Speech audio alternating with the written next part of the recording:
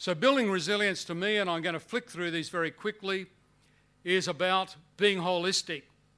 See, the climate change issue doesn't exist in isolation from the poverty issues, from the energy issues, the national security issues.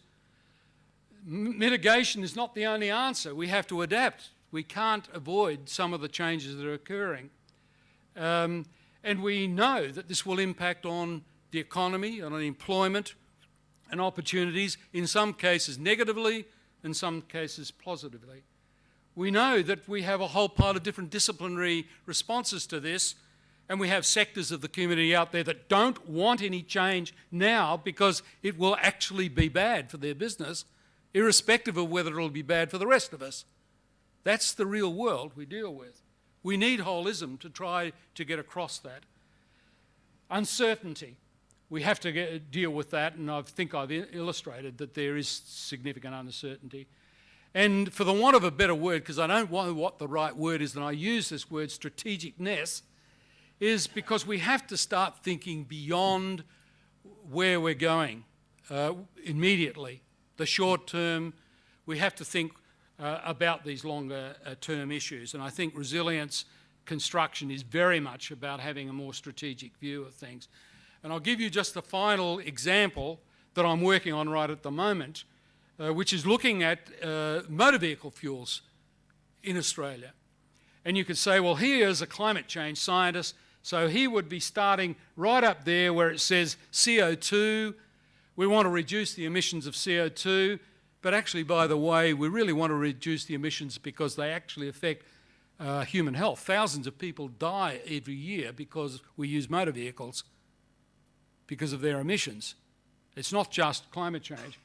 But in fact, we actually need this energy for our societies to operate, for employment, for social coherence, and we're looking for alternatives like biofuels that actually interact with agriculture and food provision.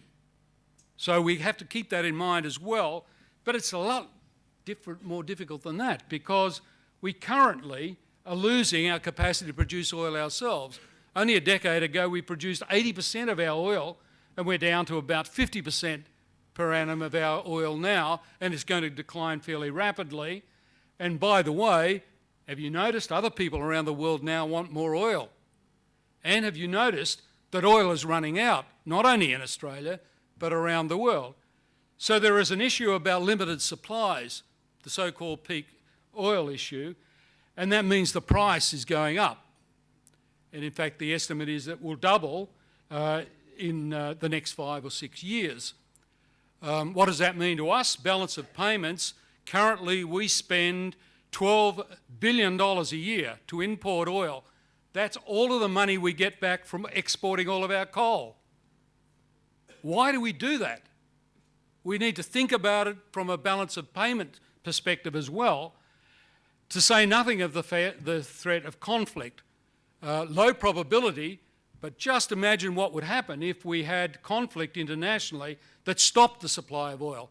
How long would we last? There's very few people in this room will realise we have about 3 days of oil reserves in Australia. The US, who has a strategic oil reserve, has 40 days. We are very vulnerable. It's a low probability issue, but to me it's quite a significant risk for which we don't have a strategy. So suddenly this issue about future fuels becomes this whole pile of issues. If we can solve it properly, if we can look for solutions, and we'll be talking a bit about that this week, we may be able to actually simultaneously address a whole pile of issues that appear here. I'm getting there. I'll talk more about this tomorrow with Carmen, but I want to point out that after all of these years of looking at this from a physical science perspective, I've had an epiphany. And that epiphany says that actually even if I could come to you tonight and tell you exactly what's going to happen, nothing would happen from the societal issue point of view. And it's because human behaviour and societal structures are really actually what is causing problems. And this is just one example. If I have given you a bit of a threat about this issue here, I can guarantee around the room that every one of you will be responding emotionally differently. And what's more, everyone will cope with that emotional response differently. So some of you will be denying the issue. Some of you will be blaming Kevin Rudd or the coal industry, but we'll all be doing it differently. So how do we send messages? How do we actually get commonality in our intent to actually handle this issue? It's not easy. And as I'll point out tomorrow, as a physical scientist, we failed 20 years ago to not get people that knew something about this involved in this study. We might be in a better position. So flexibility is important for resilience. It provides options for the future when we really don't know everything we would like to know to make those decisions, whether it be about adaptation or energy futures. And resilience is, in my idea, is diversity and flexibility to maximise the chances of dealing with unseen futures for which we are going to meet and about which we won't be able to make predictions. So in conclusion, holism is important. We need to manage this as a risk management issue because we are weighing the probabilities of things happening against the magnitude. We need to recognise that more of the same is not sufficient.